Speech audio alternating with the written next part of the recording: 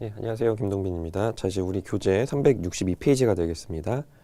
저는 프로덕션 파시빌리티 프론티어, 그러니까 뭐 다른 말로는 이제 프로덕션 파시빌리티 커브라고도 하죠. 생산 가능 곡선 혹은 생산 가능 경계, 요거를 이용해서 저 이제 그 리카도의 비교 우위 이론이 되겠죠. 컴페어티브 어드밴티지 세오리를 조금 다시 한번 좀 살펴볼 건데, 자, 그러니까 그림을 이렇게 좀 잠깐 보도록 할게요. 지금 요 교재를 보시면 이제 그 오퍼튜니티 코스트, 그러니까 기회 비용이 되겠죠. 이 기회 비용이 낮은 물건을 수출하게 됩니다. 그 다음에 기회 비용이 높은 물건을 이제 오히려 이제 수입을 하게 되는 거죠. 그러니까 양국의 이런 컴페어티브 어드밴테이지 품목들이 서로 차이가 있으려면은 각 국가의 이제 기회 비용, 오퍼튜니티 코스트가 좀 차이가 있어야 되는데, 꼭 잠깐 다시 말씀드릴게요. 자, 그러니까 지난 시간에 이어서 계속 말씀을 드리면은 이런 식으로 국가 간의 교역이 발생하는 이유는 앱솔루트 어드밴테이지 때문이 아니다. 더 잘 만든다고 하더라도 상대적으로 더 잘 만드는 거에 주력을 삼는다라고 보셔야 되는 거예요. 그러니까 이제 여러분들 그 단순하게 코스트가 높다 낮다가 아니라 오퍼튜니티 코스트가 높다 낮다 이걸로 좀 판독을 해주셔야 되는 겁니다. 그래서 생산 가능 곳을 좀 그려드리면은,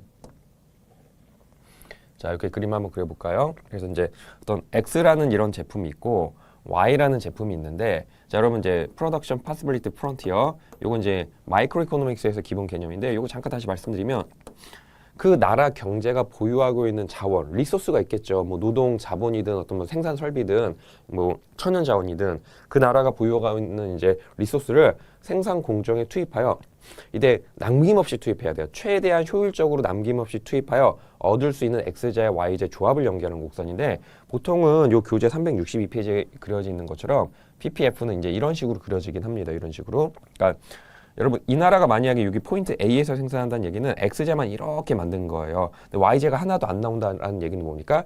모든 리소스를 X제 생산에 투입했다라는 거예요. 근데 그게 아니라 이제 야 우리 Y제도 좀 만들자라고 해요. 그러면은 지금 모든 자원이 X제에 들어갔기 때문에 Y제를 만들기 위해서는 어쩔 수 없이 X제에 들어간 자원의 일부를 빼내야 됩니다. 그러니까 X제는 살짝 줄어들고 대신에 Y제가 이렇게 이제 생산해서 이렇게 B로 움직일 수 있겠죠. 물론 이제 이런 식으로 X제를 줄여 나가고 그 자원을 점점점 Y제로 투입하게 된다면 Y제는 슬금슬금 늘어나고 X가 줄어들겠죠. 뭐 반대로 일로 올 수도 있는 거고요. 자, 아무튼 이런 식으로 PPF가 이렇게 그려지고 있는데, 자, 근데 이제 리카도의 이런 비교 우위 이론에서는 일반적으로 이 PPF가 리니어 펑션이다라고 보통은 가정을 해요. 물론 이제 리카도가 이제 무조건, 그러니까 리카도 본인이 주장한 이런 컴페어티브 어드밴테이지 세오리에서는 이런 PPF가 무조건 리니어다라고 이렇게 주장한 바는 없는데, 보통 일반적인 대학교 1, 2학년 수준의 인터내셔널 이코노믹스 초입 부분에서는 이렇게 직선 형태로 PPF를 좀 표현해 드립니다. 그래서 뭐 예를 들면은 뭐 아까 X, Y라고 했는데 얘를 뭐라고 할까요? 이 교재에 나와 있는 것좀 얘를 뭐 옷이라고 하고요. 옷. 얘를 와인이다라고 한다면 요게 한 100병. 그다음에 요게 이제 옷이 한 150벌. 뭐 이런 가상의 국가가 있다라고 가정을 하는 겁니다. 그러면은 여기서 이제 오퍼튜니티 코스트가 뭐죠?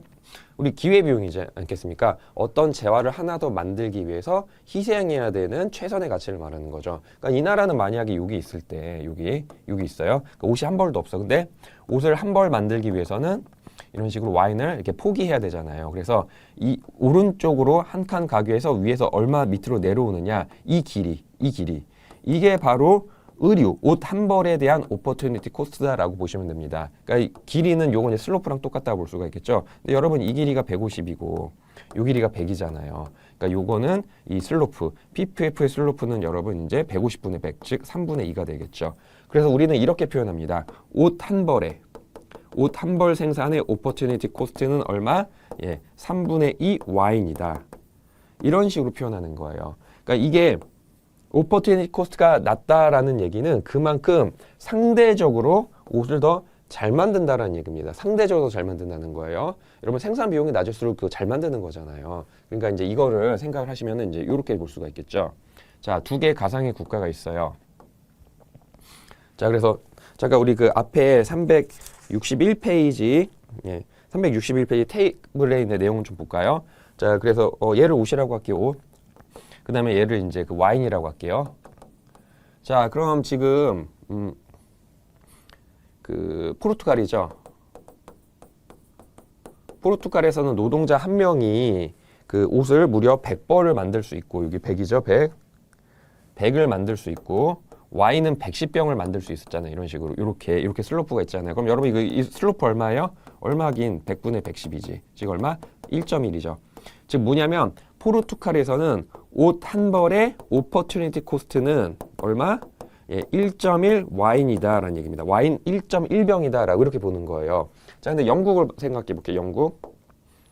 자, 영국을 그리시면은 영국은 얘가 90이죠. 옷이 90이고 여기가 90이고 그 다음에 와인이 80이네요. 이게 80 이런 식으로. 이런 식으로 이제 볼 수가 있겠죠. 그러니까 여러분 이 슬로프가 이제 오퍼튜니티 코스트다라고 이렇게 봐주셔야 되는 겁니다. 얘가. 자, 그럼 어떻게 되는 거죠? 자, 이 슬로프, 여기서 이 슬로프는 얼마죠? 예, 9분의 8이죠. 9분의 8. 그러니까 영국에서는 밑에다 적을까요? 옷 한 벌의 오퍼튜니티 코스트는 얼마? 예, 9분의 8 와인이다라는 얘기입니다. 이런 식으로. 여러분 얘는 대략 얼마죠? 9분의 8이니까 대충 예 0.88 정도죠. 0.88. 자, 그러니까 옷에 대한 오퍼튜니티 코스트는 어느 국가가 더 낮은 거예요? 영국이 더 저렴한 거예요. 그러니까 상대적으로 저렴한 겁니다. 여러분 상대적으로 저렴한 거예요. 그러니까 여기서 이제 시사하는 바가 그러니까 노동자 한 명이 포르투갈이 더 잘 만들어 옷을 더 90벌이나 100벌을 만들잖아. 근데 오퍼튜니티 코스트 생각하면은 영국이 컴페어티브 어드밴티지를 갖고 있다라고 보시면 되는 겁니다. 그래서 영국은 옷의 비교 우위를 지니고 있고 영국이요. 그다음에 이제 포르투갈은 남은 와인이죠. 와인의 비교 우위를 지니고 있어서 포르투갈은 여기에 스페셜라이징을 하고요. 영국은 이쪽에 스페셜라이징을 해서 서로 이제 트레이드를 하겠죠. 이게 이제 그 리카도의 컴페어티브 어드밴티지 세오리다라는 겁니다. 이렇게 이제 PPF라는 컨셉, 그러니까 정확하게 이제 PPF의 슬로프가 되겠죠. 그걸 바탕으로 컴페어티브 어드밴티지를 이제 계산할 수가 있는데, 근데 자, 여러분 저기 이제 362페이지 밑에 그림이 있는데 이걸 하기 위해서는 우리 안타깝게도 363페이지 헥시오 올림 모델을 조금 확장을 좀 해주는 게 좋겠습니다. 자, 그래서 헥시오 올림 모델에 들어가시기 전에 이렇게 좀 볼게요. 근데 여러분 현실적으로 말이죠. 현실적으로 이게 PPF가 이렇게 리니어인 경우는 현실에서는 그게 인정되는 바가 아닙니다. 왜냐하면 좀 비현실적이에요. 그래서 현실에서는 여러분 우리 앞서서 그 수학 체감의 원칙 공부하셨죠? 그러니까 디미니싱 마지널 리턴이 일반적인 그 기본 그 경제 산업 구조의 일반적 특성이기 때문에 그 원리에 따라서 이런 식으로 PPF도 이렇게 슬로프가 좀 있어요. 그러니까 점차 이런 식으로 가팔라지게 되는 이러한 increasing cost의 law, 그러니까 그 비용 체증의 법칙이라고 하죠. 그게 이제 성립합니다. 그러니까 비용 체증의 법칙의 근원적 이유는 아까 말씀드렸던 이제 디미니싱 마지널 리턴 때문에 이렇게 나와요. 자, 그래서 만약에 어떤 이 국가가 자급자족을 합니다. 그러니까 오타키 모델이 되는 거죠. 외국이랑 교육을 하지 않아요. 그럼 여기서 생산해요. 즉 XJ를 요만큼 생산하고 YJ를 요만큼 생산합니다. 그럼 이때 슬로프가 어떻게 되죠? 이게 슬로프가 되겠죠. 이게 자급자족을 할 때에 그 양국의 이제 교환 비율이 되는 겁니다. 그러니까 이제 PY분의 PX가 이렇게 나오게 되는 거죠. 뭐 얘는 이제 네거티브니까 앞에 뭐 관례적으로 마이너스 붙여주긴 하는데 이렇게 되는 겁니다.